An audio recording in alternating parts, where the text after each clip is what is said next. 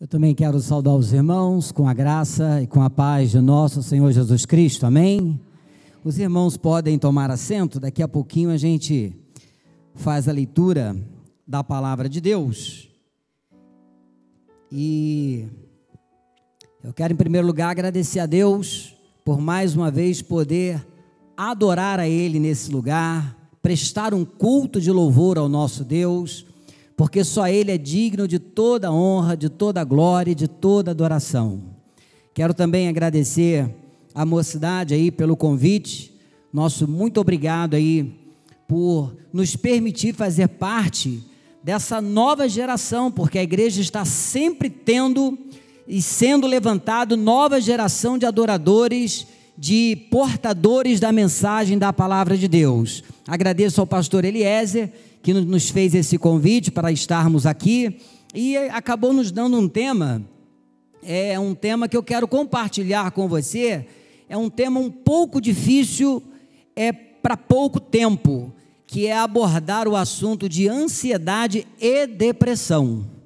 Mas nós vamos tentar aqui em algumas palavras, em poucas palavras, tentar deixar uma palavra de incentivo a você. Eu não poderia deixar de relatar aqui a palavra fantástica deixada pela Larissa aqui. Uma menina que está sendo já levantada e foi muito usada nos exemplos que ela citou aqui. Nós poderíamos pegar um gancho dessa palavra e fazer um grande fechamento, porque, na verdade, os 3 exemplos citados por ela foram pessoas que lançaram sobre Jesus a ansiedade dos seus corações e foram abençoadas. Foram pessoas que alcançaram o favor de Deus. Por quê? Porque não lutaram contra a ansiedade sozinhas. Elas preferiram lançar sobre Jesus, sobre o nosso Deus. E por que esse tema ele é tão importante em ser falado, não só nas igrejas, que as escolas possam abordar esse tema, professores aqui presentes, procurem levar esse tema para as escolas também, porque esse tema de ansiedade, ele é um problema muito grande. A igreja deve falar, porque a Bíblia, ela não apresenta somente esses casos de ansiedade, mas a Bíblia ela tem indicações, a Bíblia tem remédio, a Bíblia tem caminhos para que a ansiedade seja neutralizada. Então eu vou pedir para apagar essa luz aqui, fazendo um favor. O culto está sendo gravado online, e isso me faz ter um cuidado ainda maior, porque nesse momento pessoas em casa podem estar vivendo o drama da ansiedade, que na verdade, vamos tentar desmistificar uma coisa importante. A ansiedade, ela é algo natural. Todo ser humano, ele tem a ansiedade. A psiquiatria chega até a dizer, ela faz uma analogia da ansiedade com apêndice. Todo ser humano tem apêndice, mas nem todo ser humano precisa fazer uma cirurgia de apendicite. Ou seja, toda pessoa tem a ansiedade, mas nem todo mundo desenvolve o transtorno de ansiedade. A ansiedade, ela tem a natural e a patológica. A natural é aquela que você e eu temos, é comum. Às vezes o rapaz, ele consegue, sei lá, cantar uma menina, uma paquera, e aí marca o encontro lá no shopping, vai ser a primeira vez que vai encontrar, e marcou para quinta-feira, 7 horas da noite no shopping. Até chegar essa quinta-feira, o coração bate mais forte, o pensamento fica planejando, sabe? Vai chegando o dia, você vai sentindo mais vontade que chegue. É a ansiedade natural. O que não pode ou o que não deve acontecer, e é o que nós vamos tentar falar, é o transtorno de ansiedade. E que, infelizmente, há um contrassenso desse assunto, principalmente no Brasil. Se eu perguntasse para você aqui, qual é o país considerado o país do futebol? Você ia dizer, é considerado o Brasil. O Brasil é tido no mundo inteiro como o país do futebol, o país da alegria, não tanto para os flamenguistas, né? Hoje a gente não está lá, né? Mas para o palmeirense é o país do futebol, da alegria. Então o Brasil, ele ganha nesse aspecto. Se eu perguntar para você assim, qual é o país que tem a maior festa popular do mundo? Você vai dizer, é o Brasil. E essa festa é o carnaval. Se eu perguntasse para você ainda, qual é o segundo país cristão no mundo? Você ia dizer, é o Brasil. O Brasil é o segundo maior país cristão do mundo, com aproximadamente 180 milhões de cristãos, onde a maioria é católica e a outra evangélica. Só perde para os Estados Unidos, com 230 milhões, lá inverte a ordem. Desses 230 milhões, a maioria é protestante e a outra parte católica. E por que esses dados são importantes? Porque se o Brasil ocupa essas estatísticas, o Brasil tinha tudo para ser o país do quê? Da alegria, o país da satisfação, o país, sabe, do prazer, o país de coisas positivas. Porém, há um contrassenso muito grande. E nós vamos mostrar isso aqui, e com base nesses dados aqui, nós vamos construir um pouquinho o que a palavra de Deus tem para nos dizer. Olha o que a Organização Mundial da Saúde diz: o Brasil é o 8º país com maior número de suicídios. País do futebol, país com a maior festa popular do mundo, o segundo país cristão no mundo. Você sabe o que é ser o primeiro e o segundo? No mundo são 193 países, deixando de fora ali o Vaticano e o Estado da Palestina. Então, ao todo seriam 195 países. O Brasil é o 8º em número de suicídio.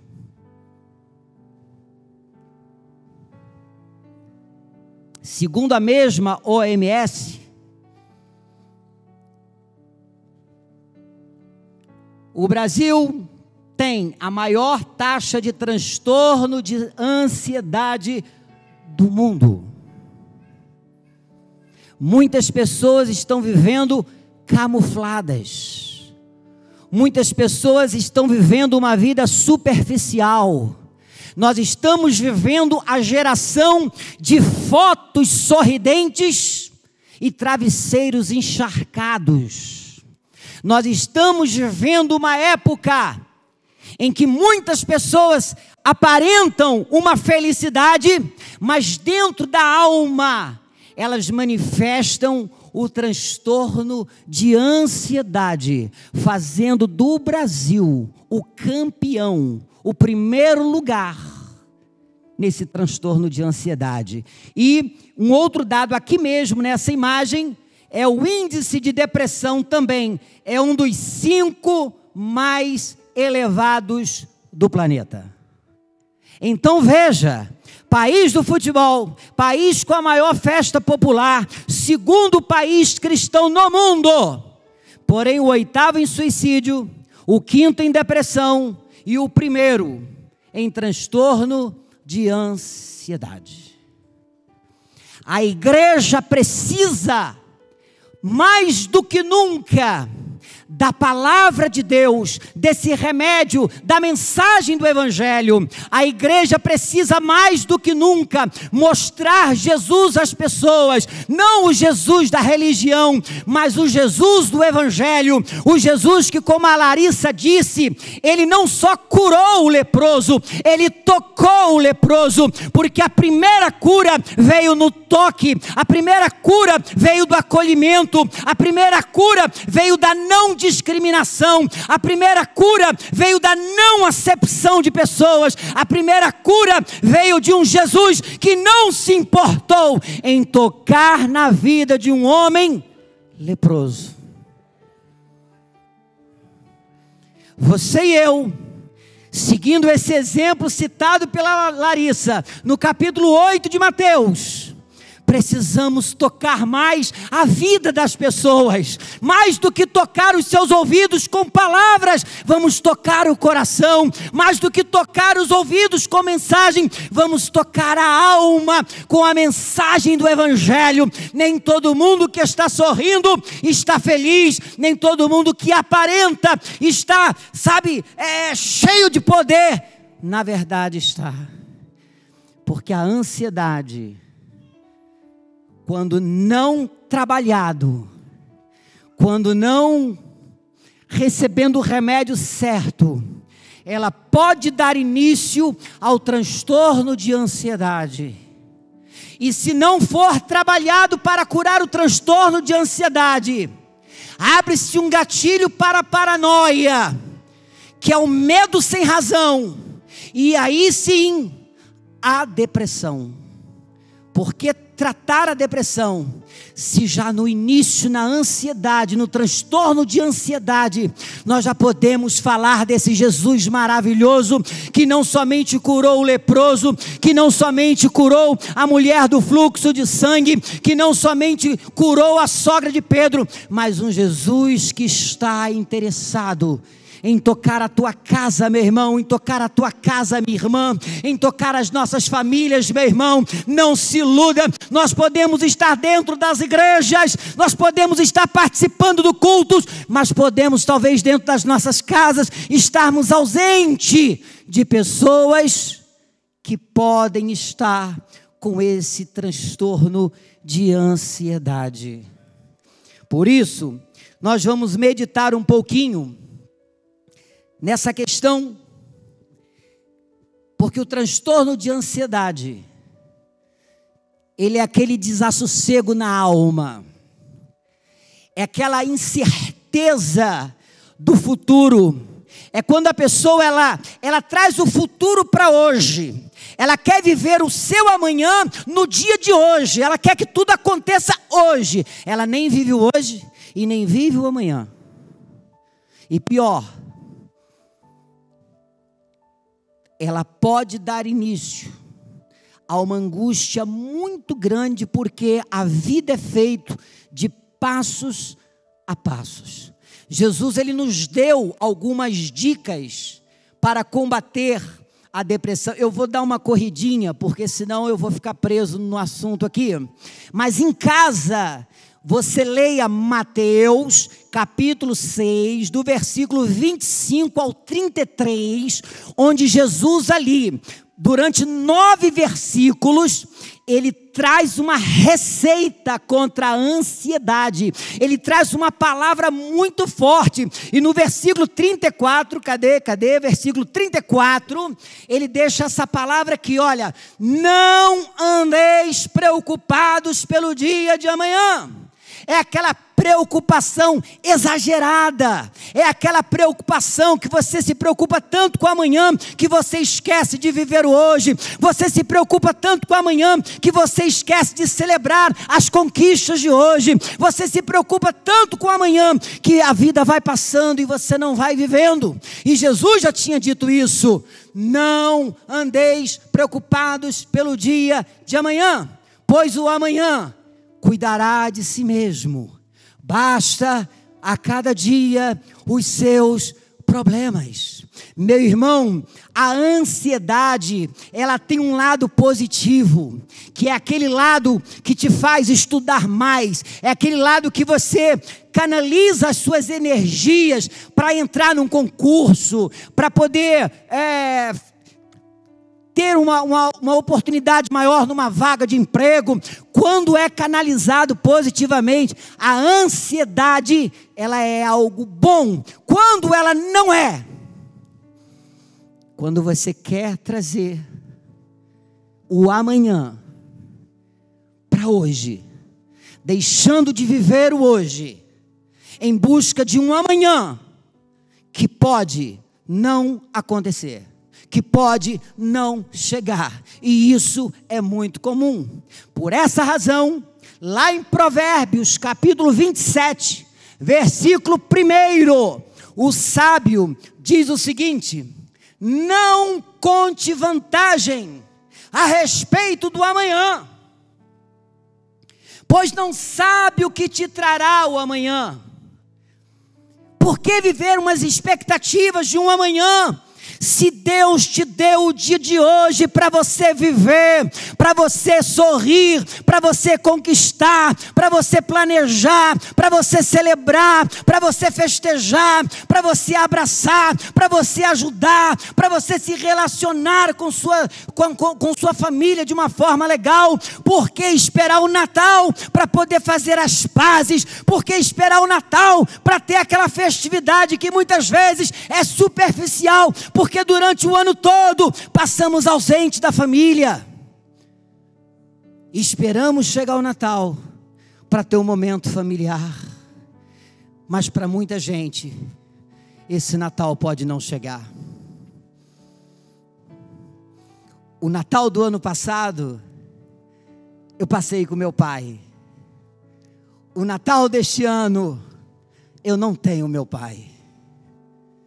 Assim na vida de tantas pessoas, o tempo para você ser feliz é hoje, meu irmão. O tempo de você celebrar as conquistas de Deus é hoje, minha irmã. Isso não significa que você não faça planos, mas não deixe de viver o hoje, porque o amanhã nós não sabemos o que ele nos trará. E voltando novamente a Jesus, agora no capítulo 6, versículo 27. Cadê Jesus aí? Vamos lá, Jesus. Sobe aí, vamos embora. Vamos lá, meu povo. Qual de vocês, por mais ansioso que esteja, pode acrescentar 1 hora à sua vida? Meu irmão, a ansiedade não nos leva a ganhar nada para o dia futuro, nem 1 hora de vida. Outra tradução vai dizer: qual de vós, por mais preocupado que esteja, acrescentará 1 côvado à sua estatura? Mas quando você vai ler o Salmo 39, versículo 5, você vai ver que essa tradução aqui, ela é a mais adequada. Viver ansioso não vai mudar. Viver ansioso ou ansiosa não vai trazer a mudança que você precisa. O que nós precisamos fazer quanto ao futuro é: entrega o teu caminho ao Senhor, confia nele, e o mais é ele que fará, é ele que providenciará, é ele que vai estar trabalhando. Sabe por quê? Isaías 64, versículo 4 diz: nunca se viu, nem com os ouvidos se ouviu, nem se percebeu um Deus além de ti, que trabalha por aqueles que nele espera. Aquele que nele espera. E o salmista, no Salmo 42, versículo 5, ele dá uma pista. Cadê o salmo lá? Vamos lá, ó, lá em cima, abaixa ele aí. Isto. Aqui o salmista mostra o transtorno de ansiedade que ele estava vivendo. E ele diz: por quê? Cadê eu? Por que te abates, ó minha alma? Por que te perturbas em mim? Espera em Deus. Ei, esperar em Deus. Muitas vezes Deus permite conflitos na nossa vida, para que nós desenvolvamos a esperança nele, a confiança nele, a convicção de que ele, meu irmão, ele não te deixa, ele não te abandona. Ele é um pai atento à necessidade dos seus filhos. Deus é aquele, meu irmão, que quando te formou, ele teceu cada parte do seu corpo, e muitas vezes ele permite que você passe por algum momento, para que você possa esperar nele, e através de esperar nele, adquirir experiências profundas com um Deus que não te abandona. Deus não te abandona. Embora a ansiedade seja algo natural, o transtorno de ansiedade é patológico. E a igreja não é contra buscar ajuda com psicólogos, a igreja não é contra se buscar ajuda com psicanálise, com psiquiatra, se necessário, não é. Mas eu posso te garantir uma coisa, meu irmão: esperar em Deus, confiar em Deus, entregar a vida a Deus, entregar a lepra a Deus, entregar aquele problema do fluxo de sangue a Deus, entregar aquela febre que a sogra de Pedro estava em Deus, pode te dar uma vitória extraordinária, porque Deus, Ele é aquele que trabalha por aquele que nele espera. Por isso o salmista disse: por que te abates, ó minha alma? Por que perturbas em mim? Espera em Deus. Espera em Deus. Um outro remédio importantíssimo contra o transtorno de ansiedade foi dito pelo sábio lá no capítulo 12. Olha lá, lá em cima lá, ó. Olha o que ele diz ali, ó. A ansiedade no coração do homem, a ansiedade no coração do homem, ele não está falando da ansiedade natural. Ele está falando do transtorno de ansiedade que o abate, que o prostra, que o derruba, que o paralisa, que o entristece. Ele está falando de uma ansiedade que pode culminar numa paranoia, que pode levar a uma depressão. Mas qual é o remédio que ele apresenta? Uma o quê? Uma o quê? Sabe qual é o segredo desse remédio aqui? Que não é qualquer palavra.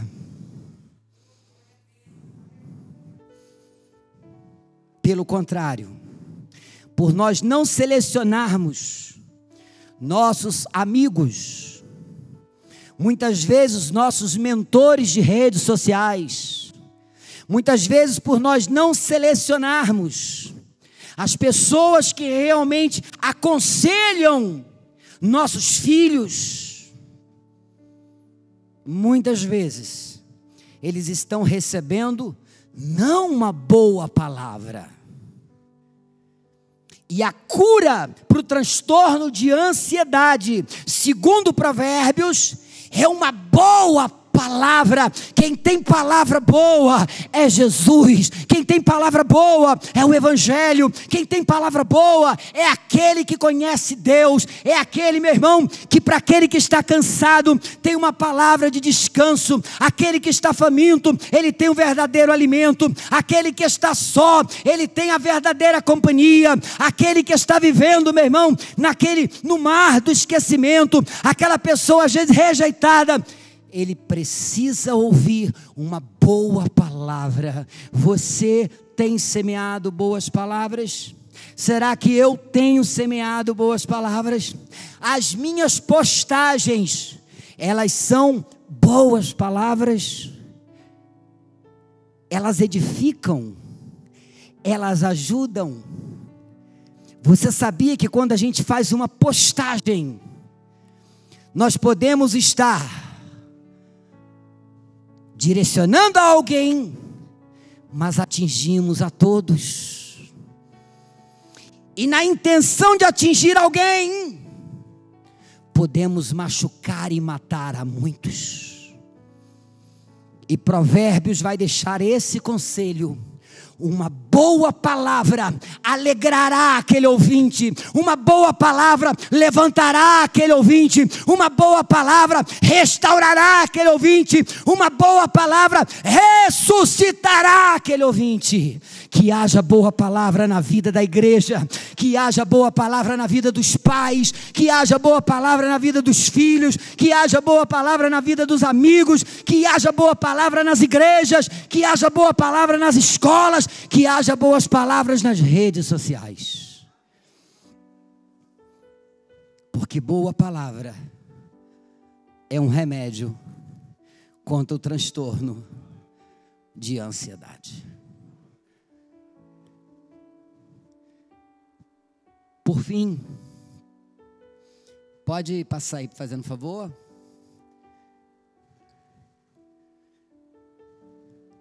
Aí.